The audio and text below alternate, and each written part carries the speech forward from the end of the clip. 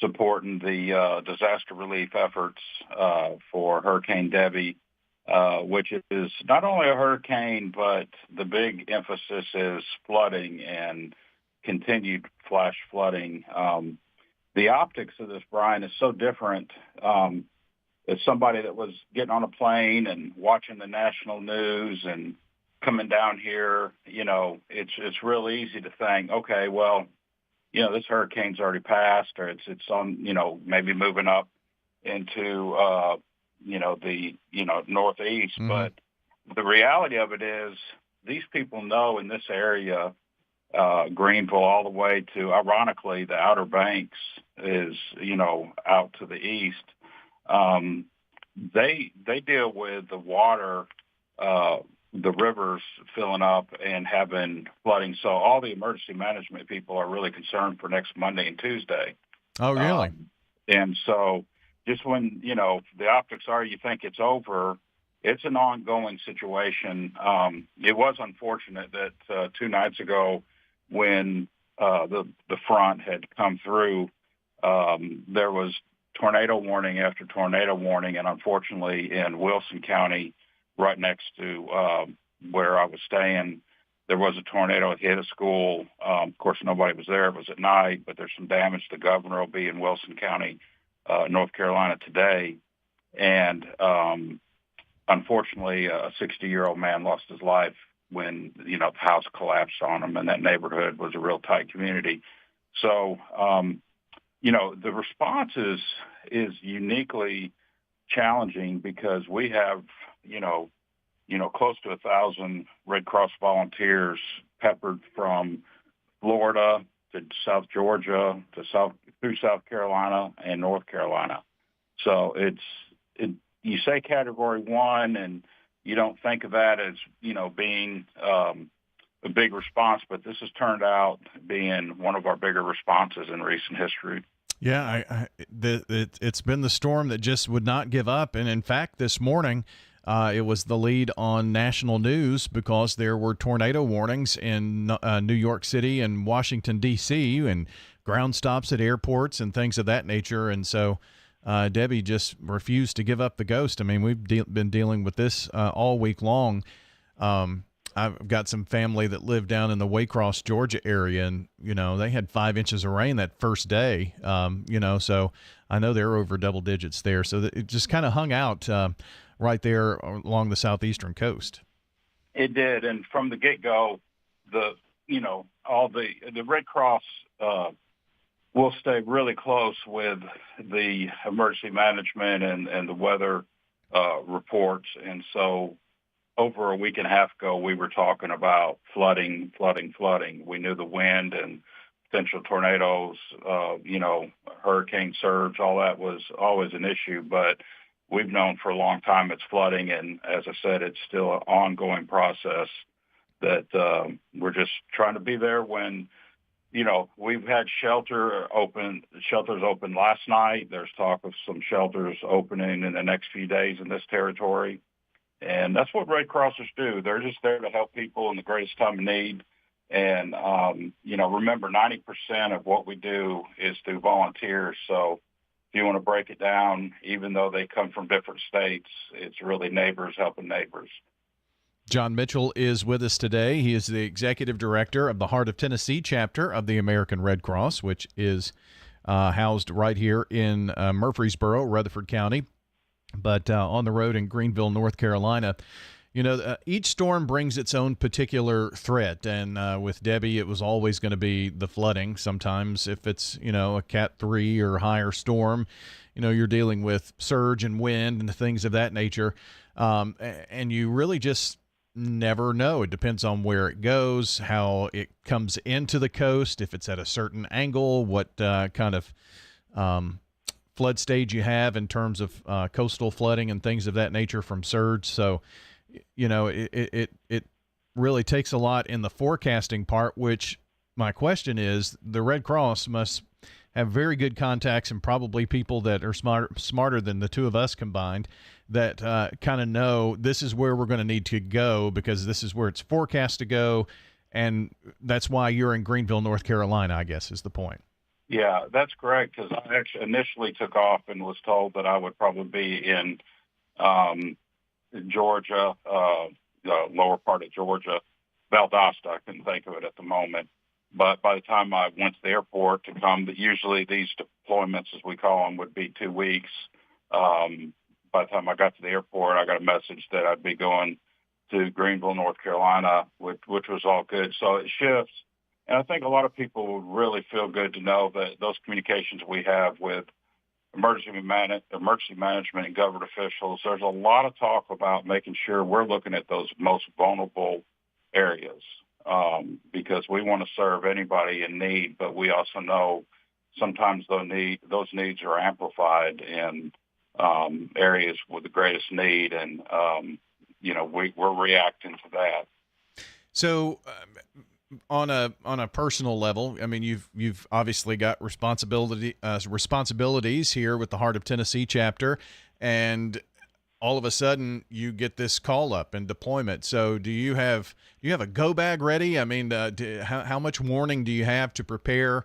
And I'm sure you have to kind of clear your slate of work that you had planned to do to be gone for a couple of weeks. So scheduling, Yeah, I guess, can be interesting. It can. They asked us to put what dates were available for deployment. And initially, I didn't put this date down, but I decided to. I've got a vacation coming up, sometime. So I kind of looked at it and I said, well, this would give me an opportunity to, maybe serve and then come back and do some of my other responsibilities full focus before I went on a personal vacation. And so, I choose that. And this is a good thing for, if somebody comes across with a Red Cross as a volunteer and they say they want to help, you're not 100% obligated like you have to go. I mean, you play a role in that decision. And so I was able to do that. So there's a bit of a challenge for me with ongoing stuff. But, Brian, God works in mysterious ways. One of my goals this year is to delegate more and let my board do more things. And so when I kind of step out, it kind of forces that issue to say, okay, we've got a meeting and, they're going to cover it. And we've got a great board of about 16 community leaders that continue to do that. So the one thing I will mention while I've got you on the air is next Tuesday and Wednesday at our chapter office, 501 Memorial Boulevard, we're having an open session. I believe it's 11:30 to 12:30, or it's definitely at noon. You feel free to come in anytime. If you've ever thought, well, what's it like to, volunteer for the Red Cross, or maybe I may do something local, or maybe I'd like to go on one of these disaster deployments. It's an information session that Jonathan Taylor, our disaster program manager, will sit down and talk to you. Again, no strings attached. When you come in, you don't get put in a computer system unless you're, wanting to do that. So I'd encourage some people to come out next Tuesday and Wednesday at lunchtime frame to our chapter office just to find out a little bit about more what we do. And that relates back to what you asked me. We have people doing things on a daily basis. So the more volunteers we have that are engaged and empowered, the less of a strain it is for me to leave the community. Well, I guess it takes a huge database of every person that works within the American Red Cross nationwide and the volunteers just to know how to put together a schedule and where to send folks when you have just a few days ahead of time and trying to figure out where some type of big storm is going to go. I mean, that's a pretty massive job in itself.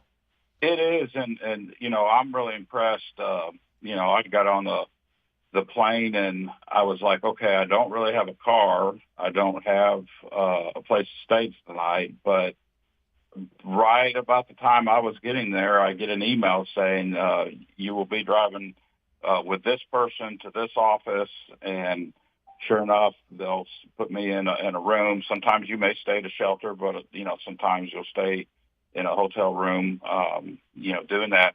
But that you're exactly right. There's people behind the scene. That's all they do. There's a staffing department that does nothing more than welcome you when you come to that territory, have a greeting orientation, for you to get started.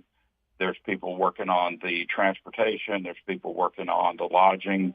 It's a pretty well machine, and the Red Cross, we're like everybody else. We have our quirks, and sometimes, it takes a little bit of time for things to work itself out, but it's pretty impressive when we're being so flexible on where we're going and things work out in a pretty timely manner. Yeah, it's pretty amazing to see how all of that works together. And this is, how many deployments have you been on since you've been the executive director? Yeah, I've been on 3, within 3, going on 3 years. So really about this time frame each year, pre-fall, I've been on a deployment twice to Florida and this time to North Carolina. The other deployment I was on was local with the Tennessee tornadoes out of Reedville. So there's really 4 deployments to a major, what we call a disaster response operation, and which we level in categories. That's usually a category 4 and up. So it's a different pace, but it's very rewarding to kind of be out there and be a positive multiplier when people are just needing, maybe it's snacks, maybe it's lodging, and you can help guide them to their need. Yeah, and what my thought was on that, you've been, we'll say, 4 different disasters, and they're all different. The needs are all different, and there are just a lot of right now in the moment decisions that have to be made, and it's pretty amazing when you look at the scope of it. Yeah, it is. I mean, this chapter is called the Eastern North Carolina chapter, and it has a lot of inlet waters that come in from the Atlantic.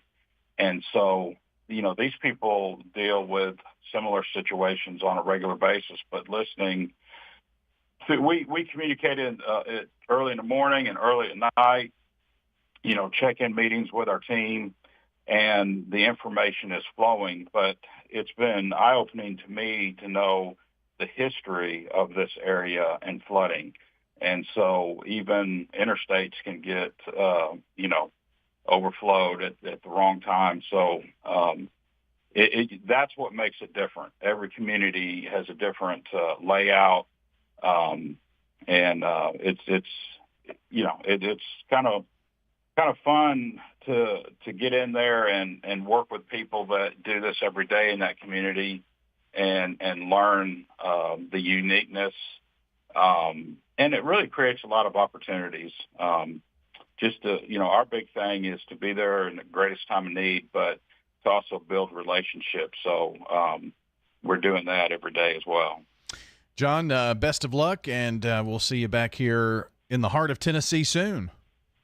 Thanks, Brian. So good to hear your voice, and I appreciate you taking time to dial in to North Carolina today. Absolutely. That's John Mitchell joining us today on Rutherford Issues from News Radio WGNS. When severe weather strikes, we break in. A tornado watch